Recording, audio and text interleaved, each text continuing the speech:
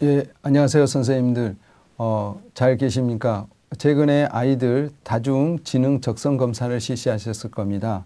오늘은 다중지능 적성 검사를 어떻게 하고 해석을 어떤 방법으로 하는가를 여러분과 같이 한번 알아보도록 하겠습니다. 그러려면 이 다중지능 검사가 무엇인지, 그 다음 어떻게 구성되어 있는지, 그 다음 어떻게 해석해야 되는지를 구체적으로 한번 여러분과 같이 한번 떠나보도록 하겠습니다. 자, 지금부터 심리검사의 이해에 대해서 한번 살펴보도록 하겠습니다.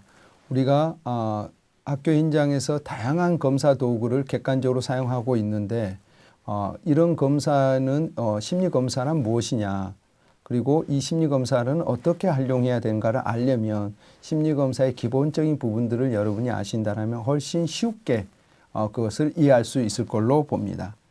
심리검사라는 것은 우리 개인이 가지고 있는 이런 독특한 특성들, 그러니까 우리 개인이 가지고 있는 독특한 특성들은 여러 가지 방법이 있죠. 그래, 우리 개인이 가지고 있는 독특한 특성은 크게 세 가지로 구분될 수 있죠. 그 사람의 신체적 능력, 그 사람의 정서적 능력, 그 사람의 또 뭐가 있을까? 인지적 능력이 있죠. 그러나 신체적 능력들은 우리가 눈으로 그 다음에 측정으로 가능하기 때문에 심리검사에는 쓰지 않습니다. 그래서 인간의 능력의 두 가지 독특한 특성에 그 사람의 성격적, 정서적 특성하고 그 다음에 인지적 특성을 측정하여 보다 뭐하도록 심층적이고 분석적으로 과학적으로 이해하기 위한 하나의 측정의 절차라고 할 수 있죠. 그러니까 한 개인의 지능과 적성은 뭐예요? 하나의 인지적 능력을 측정하는 거고, 성격이나 흥미나 가치관은 정서적 특성을 심층적으로 측정하기 위한 절차라고 할 수 있습니다. 그럼 이런 심리 검사는 크게 객관적 검사와 투사적 검사로 나눌 수 있습니다. 자, 객관적 검사라는 것은 전국적 단위로 표준화되어 있다. 자, 표준화되어 있고 그것들은 뭐가 있냐면 기준이 있다, 자가 있다. 그러면 그 자에 내가 갖다가 우리 예를 들면 뭘 잴 때, 키를 잴 때 이 사람이 몇 센치인가 재려면 그 자의 눈금들이 있어야 되겠죠. 바로 그런 눈금이 있는 게 뭐냐? 객관적 검사라고 할 수 있죠. 그래서 이 객관적 검사들을 지금 이제 우리가 많이 하고 있는 아이들의 적성을 알고 그 다음에 지능을 알고 흥미를 아는 것들은 다 객관적 이 눈금에다 갖다가 간접적 방법으로 되는 게 객관적 검사라고 할 수 있습니다. 그래서 이런 객관적 검사는 표준화된 작업에 의해서 제작된 검사다. 그럼 뭐냐면 전국적 단위로 뭐 했다라는 거예요? 전국적 단위로 조사를 해서 표집을 해서 뭘 했다라는 거 기준을 만들었다 이 말이죠. 제작자는. 그리고 심리검사의 절차와 평가를 위한 해석이 표준화됐다. 그럼 뭔 말이냐면 검사를 실시할 때도 일정한 절차와 그 다음에 평가할 때도 일정한 절차에 따라서 그 해석들도 뭐 할 수 있도록 어떤 스탠드한 기준을 가지고 해석할 수 있도록 만들어졌다. 그래서 이 검사는 신뢰도와 타당도가 어느 정도 있느냐 이런 것들을 해서 만들어온 검사지를 객관도라고 할 수 있죠. 그런데 이제 투사적 검사는 뭐가 없을까요? 그 자가 없어요. 기준이 없어. 그러니까 여러분들 투사적 검사의 가장 대표적인 게 뭐냐면 그림 검사, HTP라든지 그림에서라든지 SCT 문장 완성형 검사라든지 어떤 그림을 보고 내 마음을 표현하려고 하는 TAT라든지 노샤라든지 이런 것들이 다 투사적 검사라고 했더니 그것은 뭐냐면 자는 없지만 뭐에 의해서 전문가들의 임상적 경험에 의해서 저것은 어떨 거구나. 그래서 그 검사들은 비구조화된 검사라고 할 수 있습니다. 그리고 이런 검사의 실시나 채점이나 해석이 뭐 하지 않아요? 어떤 자가 없기 때문에 객관적이지 못하고 대단히 주관적이고 임상적이라고 할 수 있어요. 그러니까 이 투사적 검사를 사용할 때는 대단히 임상의 경험이 많은 사람이 많은 훈련을 가지고 사용을 해야 될 거고, 객관적 검사는 대학원이나 대학에서 그 다음에 석사 박사 과정에서의 심리검사의 어떤 기준이라든지 윤리 강령이나 이런 것들을 배워서 할 수 있지만 투사적 기법 같은 경우는 그런 대학을 나왔고 할다 할지라도 심리적 어떤 경험들이 없다라면 사용하기가 힘든 검사 도구라고 할 수 있습니다. 그래서 심리검사는 바로 객관적 검사와 투사적 검사인데 지금부터 여러분이 저와 같이 여러분의 특성을 알아보는 것은 대체적으로 객관적 검사에 대한 특성들을 알아보고 있다라고 할 수 있습니다. 그래서 이 다중지능 검사는, 적성 검사는 어떤 목적으로 이루어졌냐 하면 가드너라는 학자가 이렇게 봤을 때 이 지능이 전통적인 지능은 보니까 뭐 언어 능력, 그 다음에 논리 능력 이런 그 단순한 능력으로 이루어져 있다. 그리고 그런 학습되어 있다라고 보는 거죠. 그러나 가드너가 이렇게 봐보니까 인간의 능력이라는 것은 어떤 단순하게 돼 있는 게 아니고 아주 복수적으로 그 다음에 이게 발전이 안 되는 게 아니고 무준히 발전되더라. 그러면 인간이 그런 복수적인 그런 여러 가지 능력을, 지능을 가지고 있는데 그런 지능은 어떤 거냐 이를 살펴봤더니 바로 음악지능, 신체운동지능, 논리 수학지능, 바로 언어적 지능, 시각 공간지능, 대인관계지능, 자기이해지능, 자연탐구지능 이런 식으로 8가지의 지능으로 구성되어 있더라. 이것을 발견하고 이 이론에 따라서 본 검사는 이제 이것을 종합적으로 한번 평가하여 학생들의 어떤 학습 방법이나 능동적 어떤 학습을, 자기주도적 학습을 이끌어갈 수 있는 기초 자료나 그다음 학습에 대한 흥미나 관심을 유발시키고 특히 진로 교육에 필요한 어떤 기초적 자료를 제공할 목적으로 검사를 제작하였다라고 보면 되겠습니다. 자, 그러면 이 제작의 목적에 맞는 여러분들이 검사를 사용하시라 이 말이죠. 이걸 통해서 아이들의 학습이라든지 진로 계획에 여러분들이 사용하신다면 큰 도움이 될 수 있을 걸로 봅니다. 자, 그러면 이 검사의 특징은 뭘까? 바로 이 가드너의 다중지능은 평소에 자기가 자기를 어떻게 인식하고 있는가를 측정하는 거거든요. 그러니까 내가 현실 쪽에 내가 언어 능력이 시험을 봐서 언어 점수를 못 하더라도 나는 내가 언어가 뛰어나다고 생각하면 이 학생은 움직일까요? 안 움직일까요? 안 움직이죠.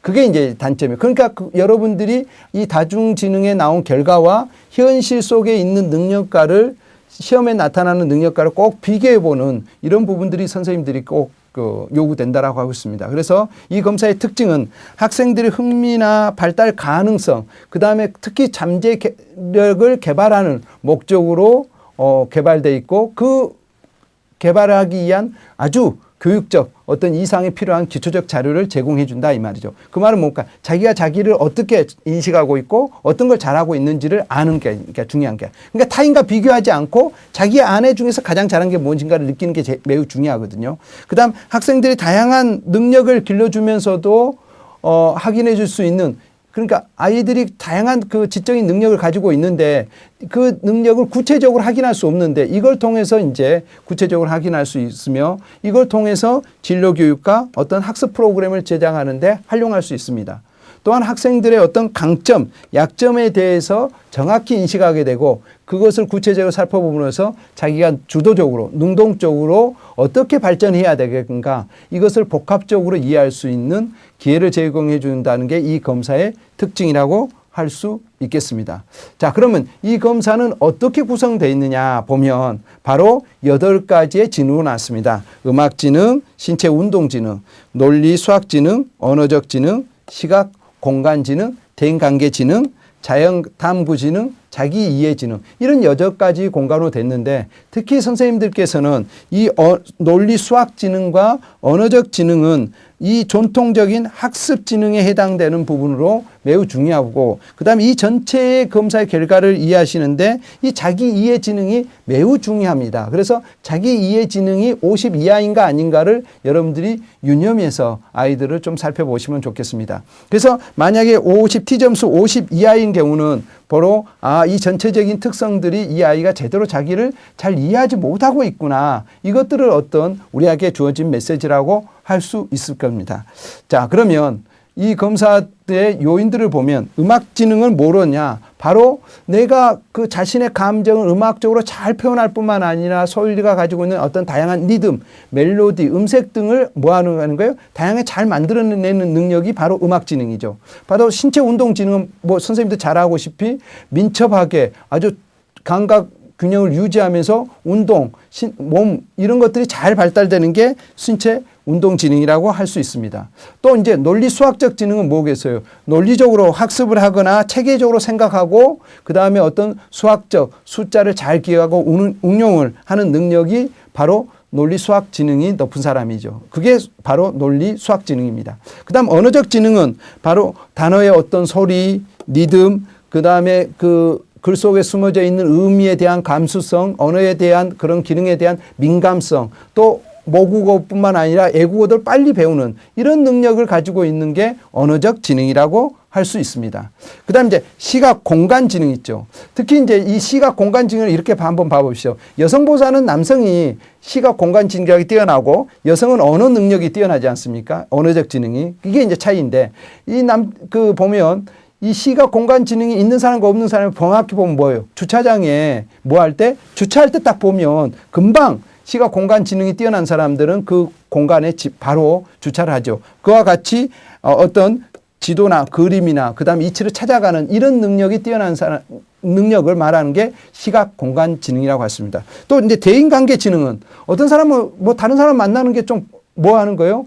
어디 새로운 곳에 가면 왠지 쑥스럽고 이렇게 가만히 앉는데 어떤 사람 보면 막 금방 만난 사람도 옛날부터 만난 것처럼 그런 다른 사람의 감정과 느낌, 기분들을 잘 이해하고 같이 어울리고 친구들을 만나고 이런 능력을 발휘하는 사람입니다. 바로 그게 대인관계 지능이라고 할 수 있습니다. 자, 그다음 자기 이해 지능이에요. 자기가 자신의 감정을 잘 이해하고 다스릴 수 있는 자기를 컨트롤하는 특히 자신의 어떤 장단점이라든지 특기라든지 관심사들을 잘 보는 것들이 자기 이해 지능이라고 할 수 있습니다. 그 다음에 자연 탐구 지능이라는 것은 자연 현상을 파악하고 분류하는 능력을 말합니다. 그래서 자연을 잘 관찰하고 동물이나 식물들을 채cep을 좋아하고 이런 능력이 뛰어난 사람들은 아이들 중에서도 있지 않습니까? 가만히 앉아서도 몇 시간씩 관찰하는 이건 자연 탐구 지능이 높기 때문이라고 할 수 있습니다. 바로 가드너는 이런 8가지의 지능을 보았습니다. 자, 그러면 이 검사를 하게 되면 점수들이 나올 텐데 이런 점수들을 우리는 어떻게 뭐 할 거냐, 해석할 거냐 이 부분입니다. 자, 이제 검사를 아이들 했잖아요. 그 하셨으면 보시면 검사의 점수에는 크게 3가지의 점수들이 있습니다. 언 점수와 백분율과 표준 점수가 있는데 언 점수는 뭐 할까요? 검사를 획득한 점수입니다. 그러니까 이 언 점수는 아무런 의미가 없어요. 예를 들면 선생님들이 봤을 때 A라는 학생이 국어와 그 다음에 수학 성적을 봤더니 국어에 70점, 수학에 60점을 맞았다. 그러면 우리가 국어보다 수학을 못했다라고 할 수 있겠느냐? 할 수 없다라는 거죠. 뭐 때문에 할 수 없냐면 그 반의 평균을 봐니까 국어의 평균은 70점이고 수학의 평균은 55점이다 이 말이에요. 그러면 이 아이는 수학은 평균보다 더 높게 나왔기 때문에 점수는 국어보다 낮게 나왔다 하더라도 수학을 더 잘했다라고 할 수 있다 이 말이에요. 이렇게 비교 가능하도록 만들어 놓은 점수가 뭐냐 하면 표준 점수라고 할 수 있습니다. 그러면 이 백분율 점수는 어떤 거냐면 나의 상대적 이치만을 나타내는 게 뭐다? 백분율 점수다. 그래서 학교 현장에서 백분위 점수는 낮으면 낮을수록 성적이 좋죠. 2% 안에 드냐 9% 안에 드냐 이렇게 얘기한다면 심리검사의 백분율은 높으면 높을수록 긍정적입니다. 그래서 심리검사의 백분율 점수가 85점이다 그러면 85%다 그러면 나보다 못한 아이가 몇 명 있다 100명 중에서 84명이 있고 나보다 잘한 아이가 몇 명 있을까요? 20 몇 명 있을까요? 5명이 있다. 이 얘기입니다. 15명 있다. 100명 중에서 25명 아니라 15명 있다. 그런 의미죠. 그러니까 우리가 이 백분율 점수는 어느 이치에 가 있느냐 이것만 보는 겁니다. 이건 비교가 가능할까 안 가요? 비교가 가능하지 않습니다. 내가 상대적 이치 어느 구간에 있구나만 인식하도록 해주는 게 뭐다? 백분율 점수다. 그러면 이제 다음 표준 점수입니다. 이 T점수 표준 점수는 뭐냐 하면 몇 점을 평균을 50으로 하고 표준 편차를 10으로 만들어 놓은 변화된 점수입니다. 그래서 평균과 표준 편차를 가지고 50점으로 변환해 놓고 표준 편차를 10으로 해놨다 이 말이에요. 그 의미는 뭐냐 하면 아이들이 지능 검사를 봤더니 언어 능력의 문항이 30문항이다. 그랬더니 평균이 몇 개 맞았냐면 원점수 평균이 13개 맞은 것이다. 그럼 이 13개 맞은 걸 몇 점으로 바꾸라는 거예요? 50점으로 바꾸고 이 아이들의 봐봤더니 표준 편차 그러니까 평균으로부터 떨어져 있는 점수들의 분포가 어떤가를 봐봤더니 표준 편차가 몇 점이냐면 SD 표준 편차가 4점이더라 이 말이에요. 그러면 뭘까요? 13에다 4를 더하면 몇이 되게요? 17점이 되겠죠. 그 17점 맞은 사람을 몇 점으로 바꿔라? 60점. 이 10의 표준 편차를 가지고 바꿔라 이 말이에요. 이 4점에 해당되는 것을 몇으로? 10으로 바꿔라 이 말이에요. 그 다음에 4점을 빼면 몇일까요? 11점. 그럼 11점에 맞은 사람은 몇 점일까요? 40점으로 바꿔라. 이렇게 바꿔놓은 게 뭐라고? T점수라고 할 수 있다. 그래서 우리는 이 T점수를 가지고 뭐 해라? 비교해라. 이 T점수를. 그래서 이 T점수의 차이가 10점 내지 5점이 났다 그러면 차이가 있다라고 해석할 수 있을 정도의 그런 것들의 부분에 관심을 가져라. 이 의미를 가지고 있습니다. 그러면 이 점수들의 구체적인 그런 특성들을 한번 살펴보도록 하겠습니다. 자, 이게 이제 구체적으로 살펴보는 게 어떤 거냐. 바로 여기 정상분포 곡선입니다. 모든 점수들은 이 정상분포 곡선을 따르려고 하더라. 이게 뭐냐? 중심 경향성이더라. 모든 점수는 이런 중심 경향성인데 그 문제가 너무 어렵다 그러면 여기에 이렇게 돼 있고 그 문제가 너무 쉽다 그러면 여기에 이렇게 빠져 있습니다. 이걸만 뜰 뿐이지 모든 점수들은 이런 중심 경향으로 중심을 향해서 뭐 하려고 했더라? 모이려고 하더라. 자, 그래서 우리가 이제 뭐 했냐면 T점수를 사람들이 이해하기 쉽게 만들어 놓은 거예요. 평균을 뭐로? 50으로 변환시켜라. 그러니까 무슨 말이냐면 내가 국어 시험을 봤더니 아니면 내가 언어 능력에서 20문항을 냈어요. 그래서 20문항을 냈더니 아이들의 평균이 몇이냐면 평균은 몇 개를 맞아요? 11개를 맞아요. 그럼 이 11개 맞은 점수를 뭐로? 50점으로 봐라 이 말이에요. T점수 50점으로 이렇게 바꿔놓은 거예요. 그랬더니 표준 편차 뭐냐면 평균으로부터 많이 떨어져 있는 거리들의 합의 평균이 뭐냐면 표준 편차거든. 표준 편차가 4야. 그러면 4점을 더하면 몇일까요? 15점. 15점에 해당되는 사람을 60으로 바꿔라. 그리고 4점을 빼니까 몇 점이에요? 7점이죠. 7점에 해당되는 40으로 바꿔라. 이렇게 SD와 평균을 가지고 만들어 놓은 게 뭐라고? 바로 T점수라고 할 수 있다. 그래서 여러분 보신 바와 같이 T점수 40에서 60에 해당되는 사람이 어떤 거예요? 여기에 34%, 34.13%, 34.13%로 이렇게 뭐 했더라? 들어가 있더라. 중심 경향들이. 그러니까 우리가 이제 수학적으로 애들을 딱 조사해 보면 중심 경향의 몇 퍼센트가 모이더라? 68%에 해당되는 사람이 모이더라. 그래서 이 68%에 해당되는 사람들을 우리는 뭐로 본다? 보통으로 본다. 일반인 사람으로 본다라는 거예요. 그게 이제 여기에 해당돼. 그러니까 T점수 40에서 그다음에 40에서 60에 해당되는 거 여기가 34%, 여기 34%니까 84%가 여기에 68%가 여기에 모여 있으니까 보통이다. 그러니까 여기에 36%나 여기에 56%나 거의 똑같은 선상에 있다라고 백분율은 볼 수 있다 이 말이죠. 그러니까 여기에 아이들이 많이 모여 있는 거죠. 그렇죠? 그래서 T점수는 이렇게 봐라. 그래서 T점수는 40과 50점을 뭐로 봐라? 보통으로 봐라. 그 다음에 T점수 30에서 40은 14%에 해당되는 사람이 여기 있어요. 그러니까 낮은 점수들이 여기 있죠. 그러니까 여기는 조금 결핍되어 있죠. 이래서 이 애들은 뭐 해야 되는 거야? 보완해야 된다는 거예요. 그래서 심리검사를 했을 때 40에서 60에 해당된다 그러면 뭐 하라는 소리예요? 보완이 필요한 아이구나. 이건 개선이 필요한 아이구나. 이렇게 해야 된다. 그래서 이 아이에게 알맞는 어떤 개선적 프로그램을 하고 이 아이에게 어떤 도움을 줄 수 있도록 할 건가를 우리는 생각해야 되고 그 다음에 여러분들이 이것에 대해서 고민을 해야 된다 이 말이죠. 그 다음에 뭐 하는 거예요? 32항. 이것은 2.27% 그러니까 100명 중에서 2명밖에 없기 때문에 아주 특이하다 이 말이죠. 이건 아주 결핍되어 있다 이 말이에요. 그러니까 어떻게 하라는 소리예요? 아주 치료해라. 적극적으로 그 원인을 제거하고 그걸 이겨낼 수 있는 힘을 증진시켜라는 그런 의미예요. 그 다음에 T점수 60에서 70은 뭐예요? 약간 높다 이 말이에요. 14%밖에 그 아이들은 없어요.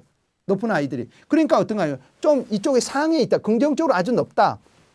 그러니까 높다는 소리는 이것도 뭐 하는 거예요? 이쪽과 똑같이 어떻다는 거예요? 강하다는 소리죠. 그러면 이게 이제 강했을 때 능력이 강한 것은 긍정적이지만 성격이 너무 강하다 그러면 내가 그쪽에 너무 주장이 세다는 소리죠. 그래서 그걸 인식해서 적절하게 융화될 수, 다른 사람은 융화될 수 있는 부분들을 보재라 이 말이죠. 그 다음에 여기 70 이상인 사람은 100명 중에서 너 같은 그런 성격을 가지고 있는 사람은 딱 2사람밖에 없고, 그 다음에 너 같은 능력을 가진 사람은 딱 2사람밖에 없기 때문에 아주 특출한 능력을 가질 수 있다라고 볼 수 있겠죠. 그렇죠? 그래서 여러분들이 점수를 가지고 이 T점수와 백분율에 따라서 여러분 보신 바와 같이 우리는 이런 정상 분포 곡선에 따라서 우리가 일반적인 사람이구나, 특이한 사람이구나, 매우 특이한 사람이나 이런 것들을 알 수 있겠죠. 그래서 T점수 30점 미만인 사람들은 매우 낮으니까 뭐 해라? 아까 말했지? 치료적 접근이 필요하다. T점수 30에서 49점에 해당되는 사람들은 어떤 사람이다?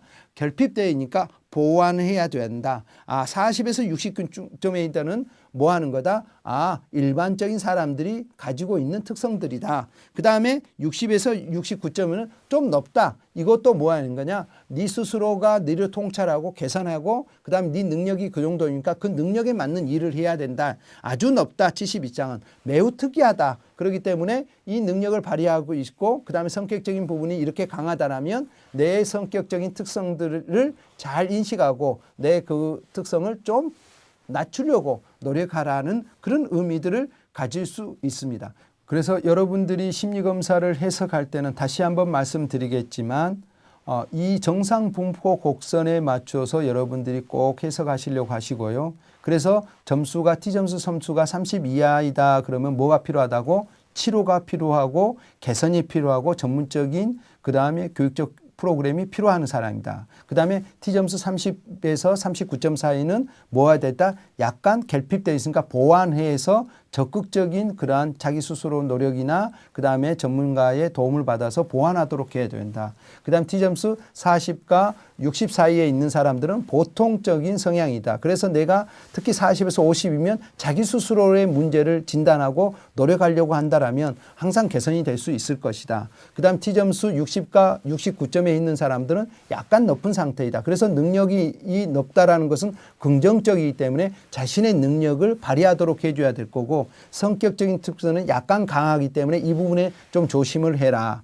그 다음에 T점수 70 이상이다. 그러면 아주 능력적인 측면에서는 영재적 특성을 가지고 있고 매우 높은 특성이다. 그러나 성격이 70 이상이다. 그러면 아주 특이한 사람이기 때문에 자기가 이렇게 넣고 있기 때문에 다른 사람과 할 때는 어떤 일이 일어날 것이다. 마찰이 일어날 수 있음을 여러분들이 알고 내가 생활을 한다라면 훨씬 더 도움이 될 것이다. 그래서 모든 심리검사들은 이런 정상 분포 곡선의 T점수와 백분위 점수를 가지고 해석하고 있으므로 여러분들이 이 점수를 잘 기억해주고 활용하시면 유용하게 심리검사를 해석할 수 있을 걸로 봅니다. 다중지능검사의 해석 방법을 보면 다중지능검사를 했을 때 선생님들께서는 위에 있는 것은 백분위고 그 다음에 밑에 있는 것은 T점수입니다. 그래서 이 중요한 것은 여러분들이 T점수를 보시고 T점수가 40 이하이다 그러면 이것은 자기가 스스로가 그 지능이 낮다라고 인식하고 있구나라고 해석을 해 주셔야 되고요. 이 아이들이 T점수가 60 이상이다라고 하면 이 분야에 있어서는 자기가 아주 높다라고 인식하고 있구나라고 인식해 주면 됩니다. 그래서 이 아이 같은 경우는 음악적 지능이 10%예요. 그러니까 자기는 음악적 지능이 있다 없다? 없다라고 인식하고 있다라고 보면 됩니다. 그래서 이쪽에 낮음과 이 보통과 높음이 있는데 이쪽은 아이들이 보완을 해야 될 거고 이쪽은 대단히 자기의 약점으로 합니다. 그래서 이쪽으로 올리기보다는 앞으로 미래 사회는 이쪽에 해당되는 강점에 해당되는 부분을 증진시키려고 여러분들이 관심을 가져주셔야 될 겁니다. 그래서 이 아이는 신체 운동 지능이 이 아이는 자기는 이걸 잘한다라고 느끼고 있어요. 그러니까 이 잘하는 걸 해서 뭐 하도록 해줘야 돼? 스트레스 안 받고 재밌도록 해줘서 그 잘하는 걸 통해서 자신이 하고 싶은 일을 하도록 만들어주는 게 바로 진로라고 할 수 있겠죠. 자, 논리 수학 지능은 이 아이는 43이에요. 그러니까 43이니까 이쪽에 아주 보통 이상이 나와 있단 말이죠. 그래서 보완을 해줘야 될 부분이고요. 그 다음 언어 지능은 40으로서, T점수 40으로서 여기 이제 지점에 걸려 있는 이런 부분들이 있습니다. 그래서 언어와 수리, 그 다음 언어 지능은 논리와 수리, 언어 지능은 이건 학습 지능으로서 매우 중요합니다. 그래서 이 두 가지의 지능들에 대해서 자기가 어떻게 인식하고 있는가 이거 보세요. 그래서 공부를 잘하는 아이들 중에서도 수리와 언어가 나는 낫다라고 인식하는 아이들이 있어요. 그래서 이런 아이들은 뭐에 대한 부분 때문에 그럴까요? 실패에 대한 두려움이라든지 내가 잘못하면 내가 어떻게 될까에 대한 걱정이라든지 이런 경우가 있을 때 수리 언어 지능이 자기는 낫다라고 인식하는 이런 부분들이 있어서 전체적으로 학습은 높지만 이해로 그 지능 검사를 하면 적성 검사를 하면 이쪽이 낮은 경우는 자기를 볼 때 부정적으로 보고 있다라는 겁니다. 그래서 이 아이들은 그 긍정적인 볼 수 있는 그런 눈을 길러주는 게 매우 중요하다라고 할 수 있겠습니다. 자, 그다음 대인관계 지능 이건 뭐 여러분 잘 아시다시피 바로 우리가 40을 봤을 때 이 60을 봤을 때 대인관계 지능은 이 아이는 26점입니다. 그러니까 이쪽에 와 있다는 거죠. 그러니까 사람을 사귀는 것에 대해서 관심이 없고 그래서 이 사람은 혼자 가만히 앉아 있거나 몸으로 움직이는 이런 부분들은 이제 매우 중요한다라는 거죠. 자기 이해 지능. 이 친구는 자기 이해 지능이 10%밖에 안 돼요. 그러니까 뭔 말일까요? 이 친구가 지금 검사한 것에 대해서 그러니까 이 지능 지수가 40 이하다 그러면 이 친구가 자기를 뭐 하고 있다? 잘 알지 못하고 있다. 그러니까 이 아이에게는 뭐 하도록 해줘야 돼? 자기를 좀 잘 알 수 있는 방법을 가르쳐주고 그것들을 체험하고 탐색하도록 해줘야 돼요. 이쪽으로 갈수록 자기를 잘 인식하고 있다는 소리예요. 그래서 이런 것들에 대해서 그 자기 이해 지능을 가지고 이 전체 검사 결과표를 내가 어떻게 해석할 건가 이 부분도 관심 있게 봐주셔야 될 겁니다. 그 다음 이제 시각 공간 지능. 이것은 뭐냐 그림 찾기를 하고 그 다음에 내가 길을 찾고 도표로 되어 있는 것들을 쉽게 보는 이런 지능이 발달되는 이런 친구예요. 근데 여기 T점수가 39니까 매우 낮게 있죠. 그 다음 자연 탐구도 뭐 하는 거예요? 내가 관찰하고 자연의 사물에 대해서 내가 질문을 만들고 탐색하는 이런 지능이 발달돼야 되는데 이 친구도 19점으로서 아주 낮은 특성을 보이고 있다라고 할 수 있습니다. 그래서 여러분들이 다시 한번 보면 검사를 해석할 때 40점이냐 60점이냐 그래서 40점과 T점수가 60점 사이는 보통적 특성을 가지고 있고 40점 이하일 때는 아주 결핍된 부분이다. 그리고 60 이상일 때는 강점을 가지고 있다. 그래서 결핍된 부분과 강점을 가지고 있는데 그 결핍된 부분을 증진시키기보다는 그 강점을 최대한 개발해서 그 강점을 통해서 결핍된 부분도 끄집어 갈 수 있는 이런 전략이 필요하다라고 할 수 있겠습니다. 자, 그러면 이 검사를 통해서 여러분 보시다시피 이쪽으로 갈수록 프로파일을 보면 이쪽으로 갈수록 점점 이 파일가 적을수록 뭐냐 실패감이나 학생이 열등감에 쓰여 있고요. 이 파일이 이쪽으로 점점 다 갈수록 뭐 할까요? 자존감, 그 다음에 나는 똑똑하다라는 어떤 긍정적 인식 이런 것들이 많이 가지고 있다라고 할 수 있습니다. 그래서 대체적으로 이 그 다중지능 검사를 했을 때 이 파일이 좌우간 이 밖으로 전체적으로 가고 있느냐 없느냐 이것도 매우 중요합니다. 이건 삶에 대한 적응과 태도를 나타내는 부분으로서 이 부분이 적다라면 이 아이는 특별한 상담가가 여러분들이 관심을 가지고 지도를 해 주시는 게 도움이 될 수 있을 겁니다. 자, 그러면 구체적으로 이 다중지능을 향상시키기 위한 전략에 대해서 간단히 말씀을 드리겠습니다. 자, 다중지능을 증진시키기 위해서는 언어 능력을 증진시키기 위해서 뭐 해야 돼요? 잘 듣고 말하고 읽고 쓰기 이 부분이 돼야 돼요. 그래서 다양한 토론과 그다음 다양한 듣기 이런 것들을 통해서 이 아이의 언어 능력을 증진시키도록 해줘야 될 겁니다. 그다음 이제 신체 운동 지능에 있어서는 신체적 어떤 의사표현 능력이라든지 의사소통이라든지 이런 것을 통해서 그의 신체적 운동 지능을 아주 잘 표현하도록 하고 잘 써먹도록 해주는 게 중요하죠. 그 다음에 논리 수학은 뭐라고 했어요? 학습의 능이니까 질문은 프레임을 결정하거든요. 그래서 선생님이 질문을 아주 유능한 질문을 학생한테 어떻게 해주냐에 따라서 아이가 성적이 올라가고 내려갈 수 있습니다. 그래서 질문 기법을 잘 써야 되고 그 다음에 다양한 문제를 풀어보고 해결할 수 있는 기회를 제공해 줘야 된다라고 할 수 있습니다. 그 다음에 이제 음악 지능은 뭐겠어요? 리듬, 박자 이런 것들이잖아요. 바로 리듬의 전략을 통해서 이 친구가 어떻게 가고 있는가 이런 것들에 대해서 도움을 주셔야 될 것입니다. 그래서 리듬 전략이란데. 그 다음 이제 뭐 하는 거예요? 대인관계에서는 친구들하고의 대인관계가 아주 좋으니까 이런 아이들은 또래 교수 전략을 통해서 자기가 자기 친구들에게 가르쳐 줌으로써 자기 실력이 향상되도록 이런 또래 교수 전략을 사용하는 것도 매우 중요하다고 봅니다. 그 다음에 이제 중요한 게 뭐예요? 자기 이해 지능이에요. 이 자기 이해가 지능이 높은 사람일수록 뭐냐면 이제 확신과 내가 신념을 가지고 있다는 소리거든요. 그래서 명료화, 유지 이런 것들에 대해서 정확히 뭐 할 수 있도록 자신이 인식할 수 있도록 선생님들이 그거에 대해서 뭐 해줘야 돼요? 공감, 경청, 수용해서 아 내가 이런 사람이라고 내가 자기를 이해할 수 있도록 해줘야 돼요. 그러니까 그 다음에 마지막으로 마인드맵 그 다음에 시각 공간 지능으로서 그 아이가 어떤 걸 할 때 마인드맵으로 표로 만들어서 이렇게 인식할 수 있도록 해준다라면 아이들이 다중지능이 훨씬 더 뭐할까요? 전략적으로 발달되고 그 다중지능들이 골고루 발달됨으로 해서 균형 감각에 있을 뿐만 아니라 미래 사회에 내가 무엇을 해 먹어야 될까의 자신감도 증진될 수 있을 걸로 봅니다. 자, 그러면 다중지능 검사의 활용 방법에 대해서 말씀을 드리겠습니다. 이 검사는 종합적으로 평가하여 아이들의 학습 방법이나 능동적 학습, 자기주도적 학습에 대한 흥미와 관심을 유발해 주고 특히 진로 교육에서 필요한 어떤 그 목표를 갖도록 하는 이런 부분을 아주 중요한 역할을 합니다. 그러므로 해서 그런 걸 통해서 학생 스스로의 자신감을 증진시킬 수 있다. 그래서 자아 존중감, 그 다음에 일에 대한 진로에 대한 정체감을 가질 수 있을 걸로 봅니다.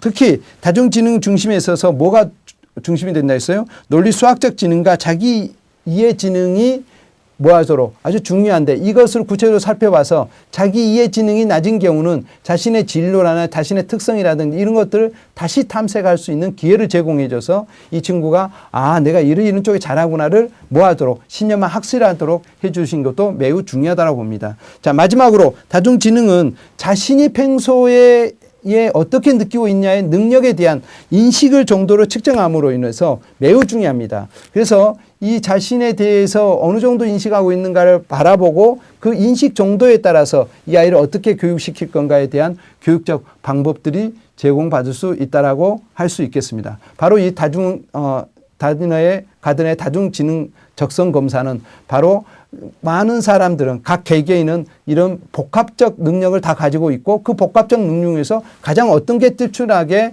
잘 뭐 할 수 있는가 사용하고 있는가에 따라서 아이들의 학생들의 삶을 달라진다라고 할 수 있습니다. 그래서 여러분들이 다중지능 적성 검사는 특히 현장에 공부하고 있는 그 나타나는 결과와 그다음 다중지능 검사에 나타난 결과를 연결해서 종합적으로 보는 그런 눈을 가지신다면 학생들이 모두 다 건강하고 행복하고 즐거운 학교 생활이 되고 학교에 가서도 아주 열심히 자신의 목표를 찾아서 가는 그런 학생이 될 걸로 믿습니다. 자, 선생님들 장시간 저와 같이 해주셔서 대단히 감사합니다. 오늘 또 즐거운 하루 되세요. 감사합니다.